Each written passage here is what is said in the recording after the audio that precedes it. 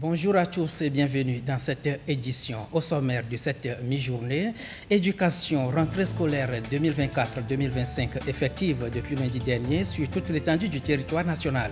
Le gouvernement renforce les infrastructures d'accueil et les places assises à travers de nouveaux bâtiments, des tables bancs remis dans le Grand Lomé par le Premier ministre Victoire Toméga Adogbe. Également politique, le cadre permanent de concertation CPC s'est encore tenu hier à Lomé. Au menu des échanges, la Ve République et ses implications dans le fonctionnement des institutions de la République. Et puis, santé, hier 17 septembre est célébrée Journée mondiale de la sécurité des patients, une commémoration instituée par l'OMS en 2019 pour promouvoir la santé et la sécurité des patients pour inciter les États à prendre des mesures en la matière. En ligne de mire cette année, l'amélioration du diagnostic. Voilà pour les titres. Voici le 13h sur la télévision togolaise. À la présidence de la République, le chef de l'État fort Essaouzouana Niassingbe a reçu en audience hier le secrétaire général adjoint des Nations Unies, Leonardo Santos Simao. Il est également le représentant spécial du secrétaire général des Nations Unies pour l'Afrique de l'Ouest et le Sahel. Les échanges ont essentiellement porté sur les enjeux et défis auxquels la région est confrontée. Leonardo Santos Simao a salué le leadership du président de la République fort Essaouzouana Niassingbe dans la préservation de la paix et la stabilité. Écoutons-le plutôt au micro de Ramadan Bassina. C'est une visite normale d'accompagnement de la situation politique, économique et sociale du pays sécuritaire. Et de saluer aussi les efforts que le pays fait pour la préservation de la paix et la stabilité, pas seulement au Togo, mais aussi dans la région. Son Excellence le Président a expliqué tous les efforts qui sont en cours pour le développement du pays et aussi pour maintenir la sécurité du pays et de la région. Je suis le représentant spécial du secrétaire général des Nations Unies pour l'Afrique de l'Ouest et le Sahel. Et dans cette capacité, je visite d'une façon régulière les pays de la région pour comprendre les défis d'un côté, mais aussi encourager les pays à surmonter les difficultés de parcours. Effective depuis lundi dernier au Togo, la rentrée scolaire 2024-2025 rime avec les remises, tables bancs, matériel, didactique et bâtiments scolaires. Déjà, certains établissements du Grand Lomé peuvent se réjouir pour cette nouvelle année académique. Cérémonie de remise en présence du Premier ministre Victoire Toméga Adogbe, Uri Chamega. Par ce geste, la chef du gouvernement Victoire Toméga Adogbe traduit dans les actes la politique éducative du président de la République, Faure Essaouzouana Niassingbe. Une politique axée sur la poursuite de grandes actions et l'obtention de résultats concrets. La nouvelle année académique n'en fait pas exception.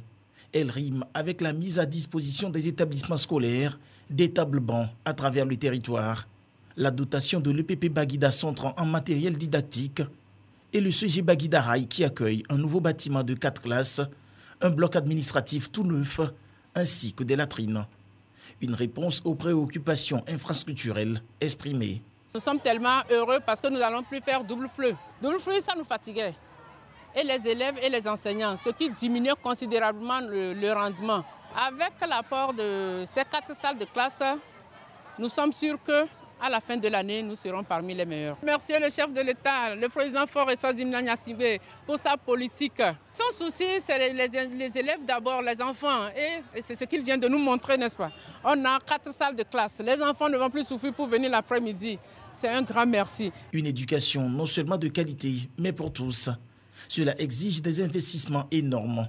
L'école togolaise s'est inscrite dans cette dynamique depuis des années déjà, avec bien d'initiatives qui démontrent à suffisance cet engagement au plus haut niveau. Il y a eu en tout environ 15 000 enseignants recrutés ces dernières années. Certains sont encore en formation, mais aussi les infrastructures scolaires qui ont été renforcées, près de 500 infrastructures supplémentaires, et aussi la mise à disposition de près de 20 000 tables bancs.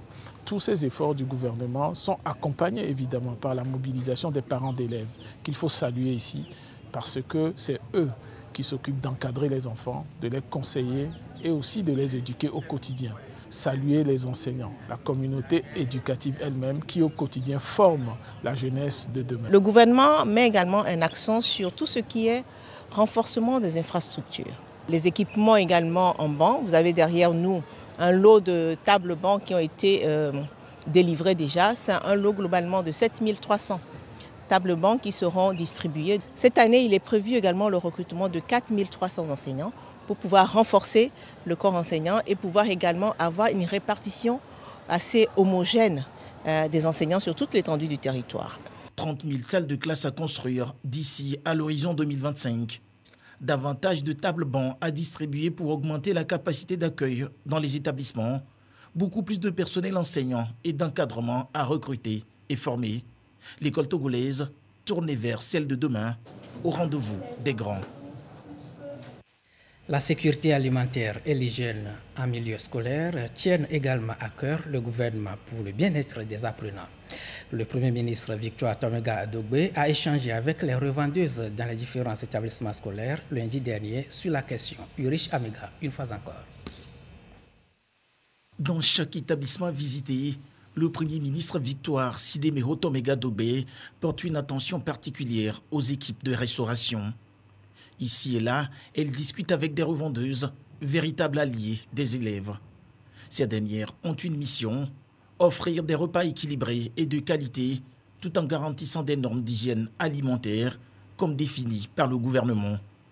Nul ne peut se passer des contrôles rigoureux prévus dans toutes les écoles afin de garantir des repas conformes aux normes sanitaires. Nous sensibilisons les bonnes femmes à nous apporter de bons repas et de soigner souvent les couverts, que le repas soit bien préparé.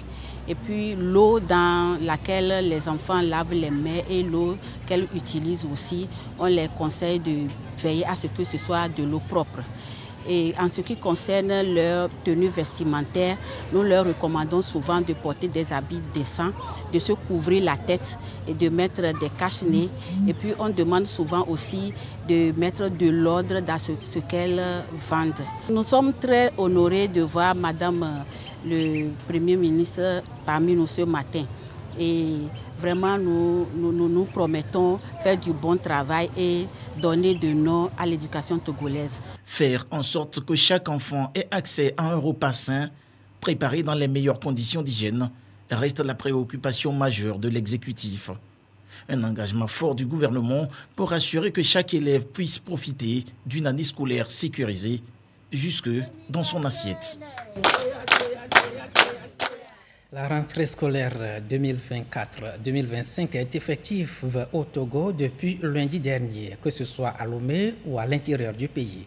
Les ministres Jean-Marie Tessi de l'accès universel aux soins et la couverture sanitaire, Mila Aziablé en charge de l'eau et de l'assainissement et Isaac Tchakwe de l'enseignement technique, de la formation professionnelle et de l'apprentissage sont allés faire le constat pour le compte de la région maritime. Marie-Ange Bida les a suivis dans les 6 préfectures parcourues et voici son reportage. C'était du 100 à l'heure. 7 établissements scolaires visités en ce premier jour de la rentrée scolaire dans les 6 préfectures de la région maritime. Les ministres Jean-Marie Tessi de l'accès universel aux soins et de la couverture sanitaire, Mila Aziablé de l'eau et de l'assainissement et Isaac Tchakwe de l'enseignement technique, de la formation professionnelle et de l'apprentissage sont venus constater la bonne reprise des classes. Première escale, école primaire publique de Degbenou, dans les lacs. Ils sont porteurs d'un message, celui du chef de l'État, Faure Issozinna Gnassingbé, à l'endroit des apprenants, enseignants et parents d'élèves. Président B,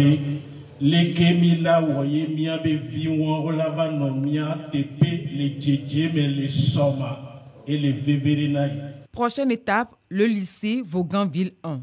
Ici comme ailleurs, pas de temps à perdre. Les élèves sont déjà à la manœuvre.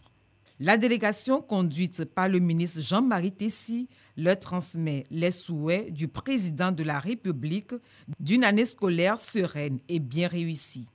Les élèves, de leur côté, promettent la réussite à la fin de l'année. La première n'est pas une classe à négliger, donc je promets réussir cette année. Haute-Arrêt, lycée d'Afagnan. Un petit entretien avec le corps enseignant et les autorités locales, puis s'ensuit le tour des salles de classe. La consigne du président de la République pour l'année est ici partagée. Discipline, assiduité, respect des enseignants. Au CG d'Aripé, le constat est le même. Élèves et corps enseignants sont bien présents. Les cours ont aussi bien démarré. La tournée ministérielle se poursuit au CG Thiévier-Ville 1. Le président de la République a demandé que nous puissions venir notamment à Thiévier pour nous assurer la rentrée des classes. Puis au CFTP de Kévé, avant-dernière étape. Cette école, ouverte en 2011, est opérationnelle depuis 2 ans sur ce nouveau site. Elle forme en maçonnerie et électricité. 99 élèves y sont inscrits cette année, dont une fille. La ministre Mila Aziablé exhorte. Il faut travailler tous les jours, sans relâche et persévérer, parce que on ne réussit pas toujours, mais on apprend toujours. Et c'est par le biais des obstacles, des défis rencontrés qu'on devient plus fort, qu'on grandit. La tournée est clôturée en beauté avec l'enthousiasme des élèves du CG Azahon. Dans les 6 préfectures de la région maritime, les élèves étaient présents à l'appel dès ce premier jour des cours. Le chef de l'État nous a dépêchés pour notre part pour parcourir les 6 préfectures de la région maritime pour nous assurer que nos enfants ont effectivement repris les cours et puis nous enquérir des conditions de reprise des cours. Nous avons vu des enfants prêts, des enfants mobilisés, des enfants motivés. Et la République en est fière elle aussi parce que après 2 ou 3 mois de vacances, les premiers jours, on aurait pu s'attendre à de la dilettante, mais tout a commencé déjà. Des suivis réguliers seront faits par les ministères de tutelle aidés des autres acteurs de l'éducation nationale. Une démarche pour faire de l'éducation un secteur axé sur la qualité de l'enseignement et du travail bien fait. Au cours de cette tournée dans la région maritime, la délégation ministérielle a profité pour remettre des manuels scolaires, des tables-bancs et par la même occasion suivre les différents chantiers en cours dans les différents établissements parcourus. Retrouvons encore Marie-Ange Bida. C'est l'école qui recommence et l'accompagnement du chef de l'État, Faure Essozina Gnassingbé, continue de plus belle. Des manuels d'écriture CP sont remis à l'école primaire publique de Degbenou. C'est bon, merci beaucoup. Merci bien. Les parents d'élèves promettent d'en prendre soin. Plus de 13 000 de ces manuels sont mis à disposition dans la région pour un peu plus de 12 000 élèves. Comme l'occasion s'y prête, la délégation ministérielle est allée sur les traces du projet des infrastructures scolaires en construction, comme ici au CG à Ripé. Encore quelques semaines et un bâtiment comportant un laboratoire pour les expériences des élèves ainsi que des sanitaires seront livrés. À Azahou, le CG aura bientôt un nouveau bâtiment de 4 classes. Ce chantier en cours sera également livré dans les mois qui viennent, de quoi augmenter la capacité d'accueil de ce collège. La délégation apporte également une bonne nouvelle aux élèves du CG Thiévier-Ville 1. Un bâtiment de 8 salles de classe sera entièrement réhabilité, ainsi qu'une partie de la clôture de cette école. À cela s'ajoute une opération de remise de table-banc pour le compte de toute la région maritime. Nous avons profité de cette tournée pour traduire un certain nombre d'actions du chef de l'État. Le chef de l'État nous a dit relever tout ce qu'on aurait voulu faire mieux qui ne se traduit pas encore concrètement sur le terrain. Donc vous comprenez ce que cela veut dire. Les équipes techniques sont véritablement à la tâche pour que tout ce qui devra être amélioré puisse être fait ou être remonté pour trouver les voies et moyens pour avancer. Preuve de l'intérêt accordé au système éducatif par le chef de l'État, Foyesozena Gnassingbé. Reste que les apprenants en tirent pleinement profit. De la région maritime, direction d'Apan, dans les savanes. Une tournée des autorités locales dans la région des savanes a également permis de relever la reprise effective des classes Yata Aratem, et notre antenne régionale d'Apan nous fait le point. Pour aller en classe supérieure, ça commence. Les élèves des écoles primaires, du secondaire 1 et 2 et instituts de formation, aussi bien du public que du privé, de la région des Savanes, ont effectivement renoué avec les classes ce 16 septembre. Au lycée de Nassablé à Dapan, première étape de la tournée des autorités communales, éducatives et bien d'autres acteurs de l'éducation, l'ambiance est bon enfant. Je me sens très heureuse parce que je suis de retour à l'école. J'ai revu mes camarades, mes professeurs et tout le monde. Nous avons bien débuté la rentrée. Je me sens très fière de recommencer les cours en bonne et due forme cette année. Après le lycée Nassablé, cap sur l'école primaire publique Boudjopal et l'école primaire publique Ouargo. Ici, comme partout ailleurs, des parents, des chemises en main, attendent patiemment pour inscrire leurs enfants. 2 enfants, il faut faire jardin. Il y a l'autre qui va faire CP2. Il y a l'autre aussi qui vient d'arriver au Burkina. Il n'est pas encore trouvé place. La délégation était également au sujet d'Apan-Ville, au Centre régional d'enseignement technique et de formation professionnelle de la localité et à l'Institut technique Bonita House. Constat, les élèves sont à leur premier cours.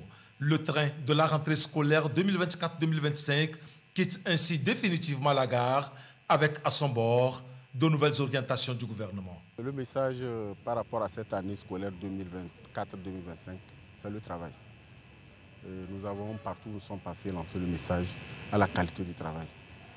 Le défi à relever, c'est d'améliorer sensiblement les résultats scolaires des élèves. Pourquoi le ministre a pris un certain nombre d'actes, notamment les activités de mise à niveau dans les régions et dans les établissements scolaires. En ce premier jour de la rentrée des classes, ce 16 septembre 2024, l'état d'esprit est beaucoup plus aux consignes et au rappel de celles-ci. Le maître mot de tous ceux qui se sont succédés en ce premier rassemblement est lié à la discipline et au travail bien fait. Et à environ 200 km de Dapan vers le sud, nous sommes à Kara. Kara, où le lycée scientifique a ouvert ses portes aux tout premiers apprenants et aux corps enseignants lundi dernier. L'ambiance du premier jour de la rentrée au lycée scientifique de Kara avec Nestor Mouzo. Le lycée scientifique de Kara a ouvert ses portes en 2011. Longtemps installé sur un site provisoire, c'est en janvier dernier que les élèves, les enseignants et le personnel administratif ont rejoint leur propre site à Lamakolide dans la Kosa. Ils effectuent donc leur première rentrée scolaire sur ce nouveau site. C'est par un concours que les élèves accèdent à cet établissement. Les élèves de la classe de seconde sont arrivés pour la première fois dans ce lycée. À ce premier jour de la rentrée, c'est donc leur baptême de feu. Mais ils ont le moral haut. Je suis devenu au lycée scientifique parce que tout d'abord, j'aime les matières scientifiques et le lycée scientifique a une réputation, une très bonne réputation. D'après mes aînés, ils ont fait du bon travail. Je suis passionnée de sciences. Je voudrais être ingénieure en génie électrique. C'est ça principalement qui m'a motivée à choisir la série C. Je trouve que l'État a fait beaucoup d'efforts pour pouvoir construire ces bâtiments afin de nous permettre, nous élèves, à pouvoir bénéficier de bons enseignements. Les élèves de seconde peuvent compter sur leurs aînés des classes supérieures pour prendre de bonnes bases dans les matières fondamentales que sont les mathématiques et les sciences physiques, mais ils vont devoir contenir le stress. Nous consacrons tout notre temps à faire la science, mais le travail il est un peu sous pression. Mais c'est un bon travail parce que ça nous permet de réfléchir beaucoup, de développer nos compétences, nos qualités et de s'améliorer beaucoup, surtout dans tous les domaines. Comme c'est un système d'internat qui est appliqué au lycée scientifique, les élèves sont arrivés dans l'établissement quelques jours avant ce premier jour de la rentrée scolaire. Les élèves des lycées scientifiques sont hébergés dans l'enceinte. Donc, ils ne vont pas venir comme tout autre élève des autres lycées. Et on doit les recevoir quelques jours avant le jour J. Donc, le samedi 14 passé, nous avons reçu les élèves qui sont venus de tous les horizons du Togo. Nous les avons reçus et les installés dans les dortoirs. Bon, après, il y a une organisation avec les parents. On doit leur lire le règlement intérieur, les textes qui régissent les lycées scientifiques pour qu'ils sachent dans quelles conditions les enfants seront traités. Le lycée scientifique de Kara est le deuxième sur le plan national après celui de Lomé. Ils ont été créés pour relever la série C4 qui n'attire plus dans les lycées classiques. Pour rester au lycée scientifique et finir son cursus scolaire, l'élève doit avoir à chaque niveau une moyenne en mathématiques d'au moins 12 sur 20, une moyenne en sciences physiques d'au moins 12 sur 20 aussi, et une moyenne générale également d'au moins 12 sur 20. Rentrée scolaire effective également dans les plateaux. Le gouvernement offre la chance aux élèves en situation difficile de bien démarrer les activités. Kits scolaires et alimentaires leur ont été remis par le ministère de l'Action sociale, de la solidarité et de la promotion de la femme, un appui qui intervient dans le contexte de l'opération Rentrée scolaire solidaire. Sylvain Aboudjou.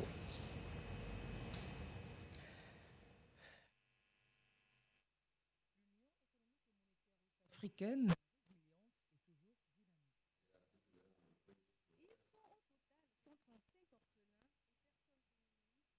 Apprentis à recevoir de l'association Ebenezer Tout est grâce des kits scolaires et alimentaires. L'association a pris sur elle d'être régulière dans ses prestations vis-à-vis de ses enfants. C'est pour cela que nous avons tenu cette année encore à l'orée de la rentrée et d'être présents à leur côté. D'abord, nous suivons les enfants depuis le CP1 jusqu'à l'université. Nous avons des apprentis, ceux qui ont quelques difficultés à s'adapter aux études. On leur demande ce qu'ils veulent faire. Nous les enrichissons dans des ateliers d'apprentissage. Une action sociale très appréciée par les bénéficiaires qui promettent d'en faire bon usage. Je viens de recevoir les kits scolaires. Je suis très contente. Je remercie l'association Ebenezer pour son geste. Je promets de bien les utiliser. L'association Ebenezer m'a soutenue après mon BPC. Il m'a pu aider à apprendre le métier de la couture. Que Dieu le bénisse dans tout ce qu'il fait. Le préfet de Vaud a remercié l'association pour ses efforts consentis à l'endroit des couches vulnérables. Il en a profité pour exhorter les enfants à plus d'assiduité dans les études. Nous saluons ce geste à l'endroit de nos enfants. C'est un appui très considérable qui vient s'ajouter à tout ce que l'État togolais fait pour l'éducation des enfants. Créée depuis 2015, Ebenezer est une association à but non lucratif qui promeut l'éducation et la formation professionnelle des orphelins et des personnes démunies. Quelques soucis techniques. Vous venez plutôt de suivre l'association Ebenezer Tout est grâce qui est allée imprimer sa marque de solidarité au profit des élèves orphelins et bien d'autres couches vulnérables dans la préfecture de Vaud. Sur place, kits scolaires et alimentaires ont été remis aux bénéficiaires. Un sujet de Sandra Agboche présenté par Marie-Thérèse Nabédé. Je vous le disais dans cette édition, rentrée scolaire effective également dans les plateaux. Le gouvernement offre la chance aux élèves en situation difficile de bien démarrer les activités. Kits scolaires et alimentaires leur ont été remis par le ministère de l'Action sociale, de la solidarité et de la promotion de la femme. Un appui qui intervient dans le contexte de l'opération rentrée scolaire solidaire. Retrouvons Sylvain Aboudjou. Mieux accompagner les enfants en vue de les aider à bien amorcer la rentrée scolaire 2024-2025. Tel est le sens de ce don du gouvernement togolais à l'endroit des enfants démunis et orphelins. Des kits alimentaires ainsi que des fournitures scolaires leur sont ici remis par le ministère de l'Action sociale, de la solidarité et de la promotion de la femme. Un don qui réconforte les bénéficiaires. Nous voulons remercier Monsieur le Président pour ces dons de cahiers dont il nous a offert cette année. Nous voulons le dire merci. Nous pouvons travailler plus que ça l'année prochaine. Nous allons cultiver l'excellence. Nous pouvons travailler dur plus que ça, surtout nous les filles. Donc il nous a acceptés pour nous faire les dons là. Nous leur remercions très sincèrement. Ce don du ministère en charge de l'action sociale va toucher les enfants démunis des 12 préfectures de la région des Plateaux. Environ 10 140 élèves vont être touchés, ceci en vue de les aider a entamé, tout comme les autres, la rentrée. Le ministère de l'Action sociale, de la solidarité et de la promotion de la femme, dans sa mission régalienne de soutenir les couches vulnérables, vient en aide à cette couche qui a conçu des enfants afin de leur procurer ces fournitures scolaires pour pouvoir bien faire leur rentrée et donner l'égalité de chance à tous les enfants afin que certains enfants ne se sentent pas lésés à la veille de cette rentrée-là. Aussi, nous tenons à remercier le chef de l'État pour cette œuvre pour qui personne ne doit être laissé pour compte. Cette remise s'inscrit dans le contexte des opérations rentrées scolaires solidaires initiées chaque année par le ministère de l'Action sociale, de la solidarité et de la promotion de la femme.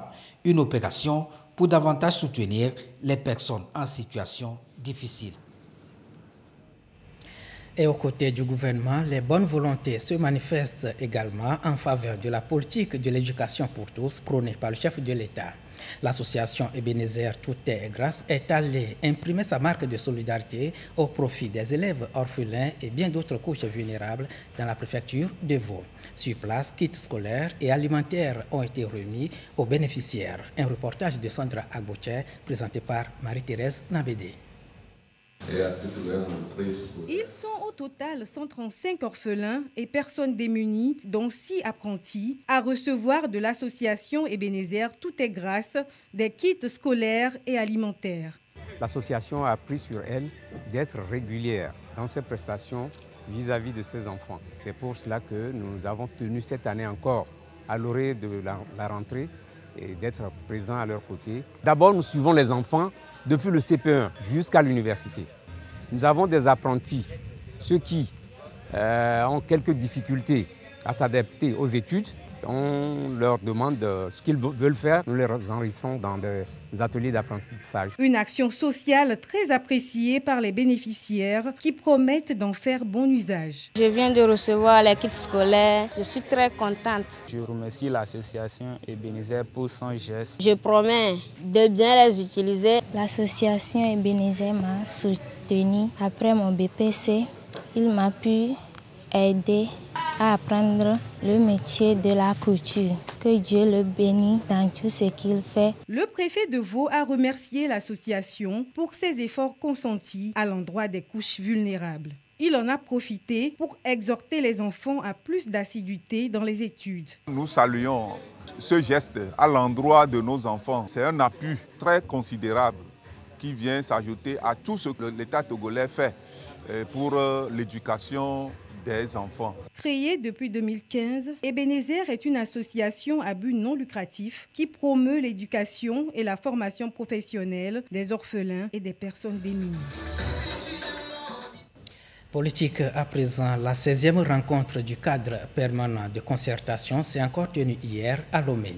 Les partis politiques se sont retrouvés à nouveau un peu plus d'une semaine après leur dernière rencontre pour évoquer la situation politique du pays. À l'ordre du jour, le débat sur la 5e République et les changements induits au niveau du fonctionnement des institutions de la République. Uri Chamega.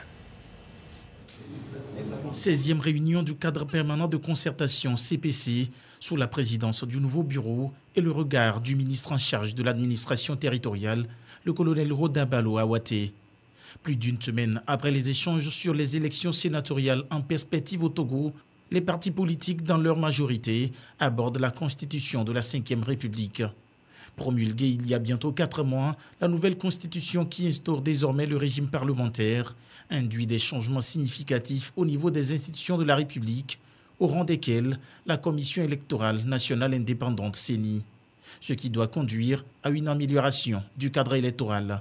Des propositions ont été faites pour le modifier en tenant compte des institutions nouvelles, la nouvelle constitution, en tenant compte des besoins nouveaux pour aller vers une élection beaucoup améliorée. Il retiendra tout simplement qu'on a dit, pour le renouvellement de la CENI, on pourrait poursuivre avec l'actuel jusqu'après les élections sénatoriales et changer la CENI si on se met d'accord sur sa nature et sa composition et qui doit la composer. Mais il est permis déjà aux partis qui sont représentés, lorsqu'ils veulent changer leurs représentants, de pouvoir le faire pendant cette période-là avant les prochaines élections sénatoriales. il faut que le code soit le code et qu'à côté du code, on puisse trouver des dispositions réglementaires qui complètent. Lorsqu'il y a des besoins à modifier, qu'on n'ait plus besoin d'attendre une assemblée, faire tout le parcours pour aller les modifier lorsqu'il s'agira des dispositions réglementaires, comme dans beaucoup d'autres pays. Lorsque vous voulez tout mettre dans la loi, ça devient compliqué. Lorsque vous avez une anomalie, pour la corriger, il faut retourner à l'Assemblée avec tout le parcours que cela comporte et le consensus à rechercher. Alors que s'il y a certaines dispositions qui relèvent du cadre réglementaire, c'est plus facile de les changer. Au-delà de la question sur le cadre électoral, les partis politiques ont aussi mis dans leur agenda la situation socio-économique du pays. La prochaine rencontre compte non seulement faire le point de la situation, mais surtout ressortir des propositions concrètes au gouvernement pour davantage aider les populations à faire face à la vie chère. Santé à présent. Depuis 2019, l'OMS, Organisation mondiale de la santé, a consacré le 17 septembre de chaque année à la sécurité des patients. Cette année, l'accent est mis sur l'amélioration du diagnostic pour garantir la sécurité aux patients. Cette mi-journée, la rédaction est allée connaître les causes d'un mauvais diagnostic et la nécessité de poser le bon. Un reportage de Sandra Aziagwe. Oji mama vi keke amenyi be do docteur ke khomia cha le que devia les doigts ati ke ko nglo na mia o le donner kaka keke ameton docteur ye va kwatika be oh non ba tike ya et pas ma tobe vi cha omja do non et ce so ameve ko la gba donner devia ba meve won ke mi ja gba do devia la couiller. Ce préjudice causé à cette dame, c'est bien le cas de plusieurs patients en raison du mauvais diagnostic. Cette erreur médicale a bien des explications. Dans ce centre de santé, nous avons tenté de comprendre les facteurs de ce qu'il convient d'appeler erreur médicale. Les patients, quelquefois, ne disent pas tous. Il y a quelquefois les questions de barrière de langue ou bien carrément la formation aussi du personnel de la santé aussi qui peut être défaillante. Il peut y avoir des défaillances au niveau de laboratoire. Lorsque le diagnostic est mal posé, le traitement sera mal fait également. Et ici, les conséquences, généralement, c'est la mauvaise guérison. La troisième conséquence, je peux dire d'emblée, ça c'est beaucoup plus les complications. La sécurité des soins est un droit fondamental. Un bon diagnostic pour tout patient admis dans une structure de santé devait être gage d'un bon traitement et cela s'appelle réunir les conditions nécessaires. Nous avons 4 éléments clés. Il s'agit du personnel médical d'abord. Secondo, le patient qui vient à vous. C'est très important aussi d'avoir les équipements qu'il faut. Le 4e élément, c'est les accompagnants. Les parents, les accompagnants des patients doivent vraiment être pris en compte dans la démarche diagnostique et dans la prise en charge des patients. Les erreurs de diagnostic représentent 16% des préjudices évitables pour les patients selon l'Organisation mondiale de la santé.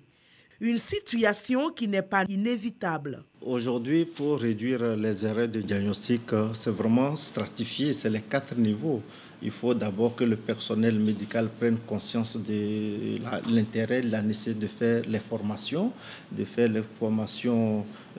post-universitaires parce qu'il faut une mise à jour des connaissances. Deuxièmement, c'est de faire comprendre aussi aux patients que l'hôpital reste un lieu où on dit tout. Il arrive même quelquefois que les patients diminuent leur âge sur le papier pour des formalités administratives, mais à l'hôpital, tu es obligé de donner ton âge réel parce que l'interprétation qu'on fait des analyses, le traitement, la posologie, est fonction de l'âge réel. L'observance médicamenteuse aussi est un élément très important. Il est donc admis que le bon diagnostic est la résultante d'un travail d'équipe.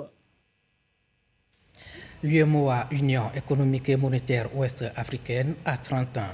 Une célébration qui sera marquée par plusieurs activités dont la rencontre prévue ce mercredi avec le ministère de l'économie et des finances, membre du conseil statutaire de l'UEMOA. Mais hier déjà, la représentante résidente de la commission de cette institution sous-régionale au Togo était face à la presse nationale et internationale. L'occasion de revenir sur les grandes réalisations de l'UEMOA au Togo durant ce parcours. Suivant ce reportage. Une rencontre conviviale avec la presse togolaise pour revisiter les acquis de l'Union au cours des 30 dernières années.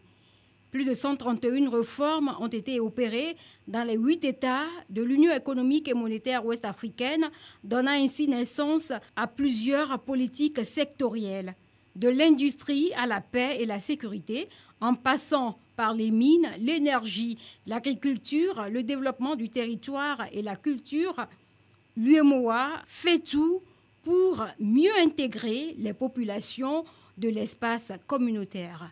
Tenant compte de ces missions, comme l'organe exécutif a largement contribué à la convergence macroéconomique de nos économies et a aussi initié un certain nombre de projets et programmes pour contribuer efficacement au développement économique de notre espace et pour aussi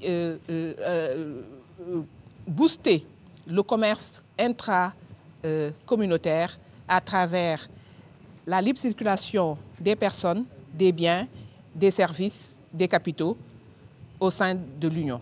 Au Togo, l'Union a réalisé 48 projets dans différents secteurs pour un montant de 126 milliards de francs CFA. Nous avons les infrastructures surtout qui facilitent la libre circulation, les postes de contrôle juste à poser. Donc tout ça, c'est dans le commerce régional, l'agriculture. Nous avons aussi des projets qui touchent l'énergie, et l'énergie solaire notamment. Et nous avons des projets qui adressent le développement des industries, la concurrence, etc. Face aux chocs exogènes, l'Union économique et monétaire ouest-africaine UEMOA a su montrer sa résilience avec une expérience d'intégration solide. Pour les années à venir, l'institution communautaire compte miser sur l'emploi des jeunes. Cette rencontre avec la presse ouvre la voie à la rencontre avec le ministère de l'Économie et des Finances, membre du Conseil statutaire de l'UEMOA, prévu ce 18 septembre à Lomé. Un reportage de Carmen Madje à Kakbo. À présent, les numéros gagnants. Loto Benz tirage numéro 1757 de ce 18 septembre 2024. Il s'agit des numéros 61, 53, 72, 31, 41. Je reprends. 61, 53, 72, 31, 41. Ainsi se referme cette édition. Merci à vous qui l'avez suivi. Bel après-midi à tous sur La Première. À très vite.